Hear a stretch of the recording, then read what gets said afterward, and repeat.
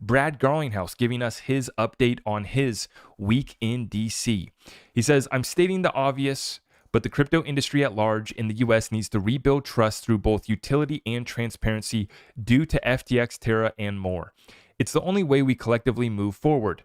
The headwinds keep growing with the SEC declaring war on crypto. Chair Gensler continues to harp that firms simply need to come in and register, but the truth is there's no infrastructure in place for a registered token to trade, nor any clarity as to what these tokens are. If you want to regulate, then regulate. Put in the hard work to build a framework and set guidance, as so many other G20 countries are already doing. The 27 EU member countries can agree on a set of rules with MiCA. What's stopping the US? And it's just a great point here by Brad Garlinghouse, right?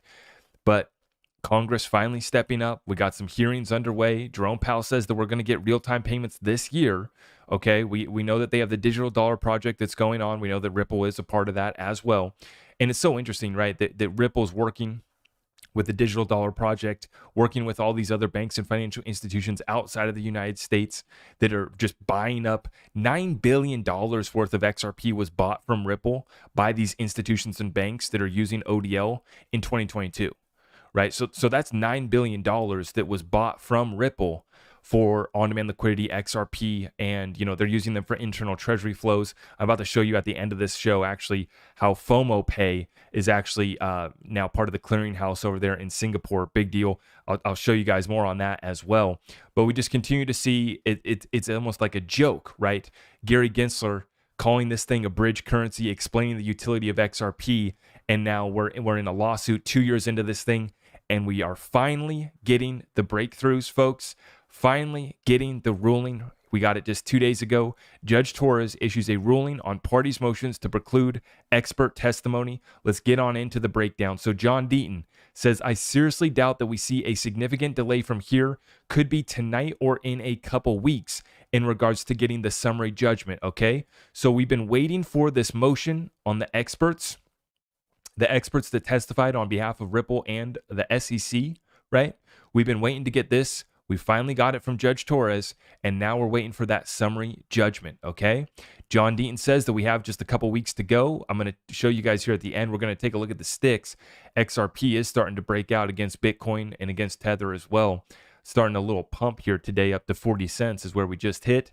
And Ripple, looking at this as a victory, along with much of the XRP community and much of the lawyers that are helping to break this down for us. Stuart Alderati, Chief Legal Officer at Ripple, yesterday's opinion from the court on Ripple and the SEC's proposed expert opinions. If you didn't read all the 57 pages, here we go. Specifically, not only is the SEC's expert on a reasonable expectations of an XRP purchaser struck from the record, but so is their expert who tried to say what caused the price of XRP to change. On the flip side, are experts that explain how Ripple's contracts clearly differ from those in the Howey tax treatment of XRP, not a security, the accounting treatment of XRP, not a security, and currency experts on XRP, not a security, are all allowed to stay in. So this is looking to be a major victory for Ripple. And Stuart Alderati says, as we have said throughout, we have always felt confident about our case with each ruling, even more so. So we just continue to win. Now, Fred Rispoli giving us his thoughts. He says this, big takeaways. I think the question, did Ripple sell XRP like a security, is going to trial, but there is a chance, about 10% chance, it does not. So most likely, there are going to be parts of this case that do continue to trial. But what we're getting is we're getting clarity on XRP today, secondary market sales. Torres hints at 29, she is strongly considering the Blue Skies legal argument. 2, the SEC took heavy losses. Ripple took minor ones. Duty's causation opinions were struck, and Ripple's experts are allowed to give unrebuted causation testimony on a reasonable purchaser's expectations.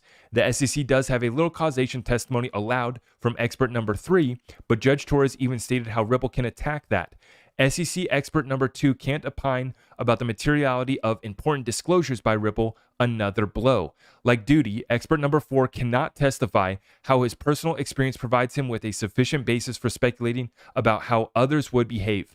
Expert number 5 also cannot give causation testimony. All in all, one of the major elements SEC must prove, expectations of XRP purchasers was almost, but not 100%, wiped out. Judge Torres is now giving 50-50 legal questions to Ripple. This is the result of the SEC overplaying its hand and litigating like entitled brats. I love Fred because he always just gives it to us like that, not holding back ever. Fred Rispoli, huge shout out. Litigating like entitled brats.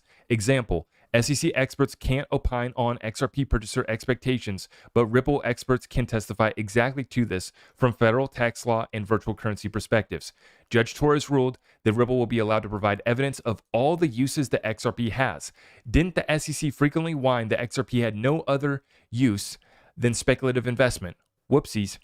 Number 5, while I think the case is going to trial, I do think that Judge Torres will rule that the SEC has not put forth any substantive evidence that secondary sales of XRP are securities.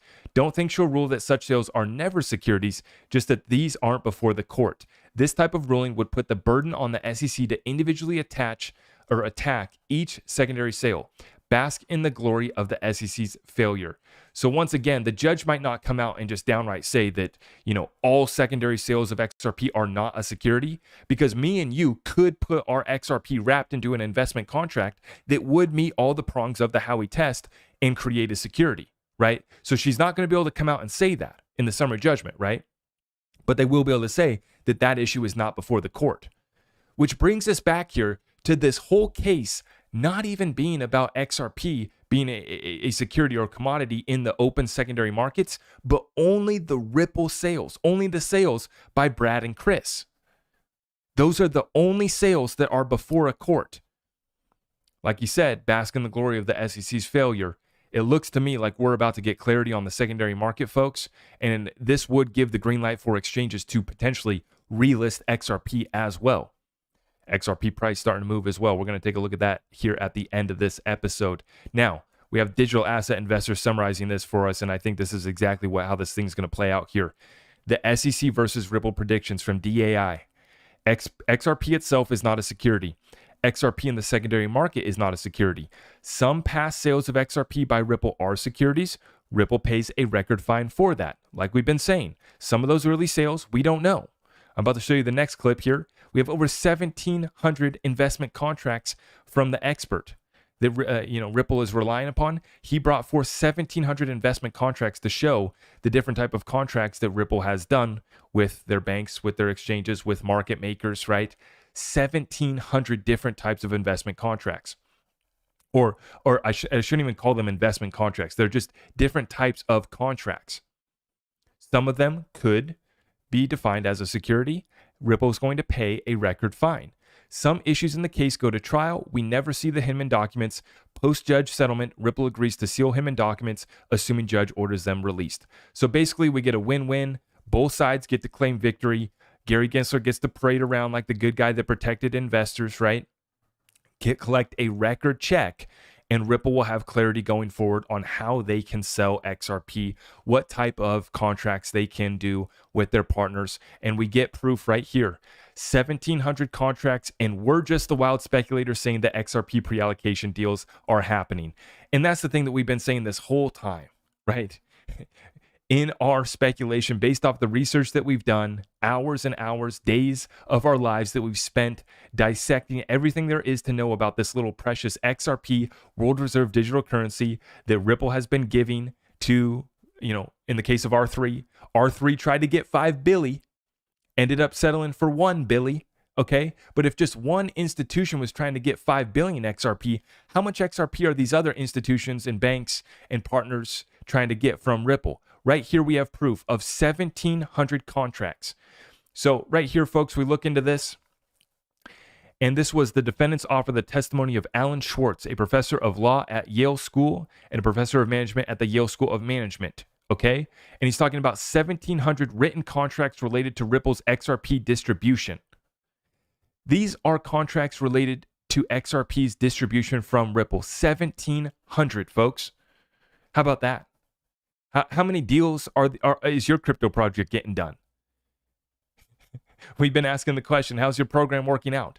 1,700 contracts from Ripple on XRP distribution. Now, in his expert report, Schwartz organizes the 1,700 XRP contracts into 4 primary categories. 1. Contracts by which Ripple transferred XRP directly to a counterparty. 2. Contracts by which Ripple counterparties agreed to sell XRP on behalf of Ripple over trading platforms. That would be the market makers. 3. Contracts by which Ripple paid for various counterparty services in XRP provided by Ripple, and that would be deals like R3. And 4. Miscellaneous contracts that do not fall into the first 3 categories. Overall, 1,700. Okay? Now, it's just funny to me because I shared this post, and this is exactly what I'm talking about right here.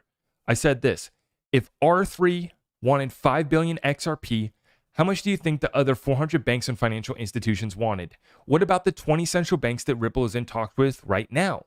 I wonder how much XRP they want, right? These are people that are actually partnered up, being consulted by Ripple, choosing to build their CBDC on the XRP ledger. I wonder how much XRP they want, or how much XRP they want pre-allocated to them, how much XRP they want in an options contract, because we get smarty pants Mr. Matt Hamilton comes in here, which God bless Matt Hamilton. I love him. I love Matt Hamilton. He's a developer, worked at Ripple, no longer works at Ripple, but he is always trying to, he always does a pretty good job of setting the record straight about how the XRP ledger functions. But he asked me this question: can you point to me the legislation that allowed those banks to hold crypto?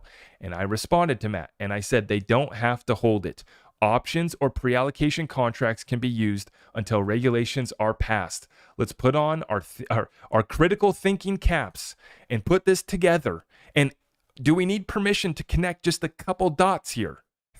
Oh, wait, we don't need to connect the dots anymore. We have the proof of 1,700 contracts. I am your host, Zach Rector. I really appreciate all of the love and support. If you want to support the channel, just remember that you can start by smashing that thumbs up for me, sharing this content far and wide, and everything else is at my website.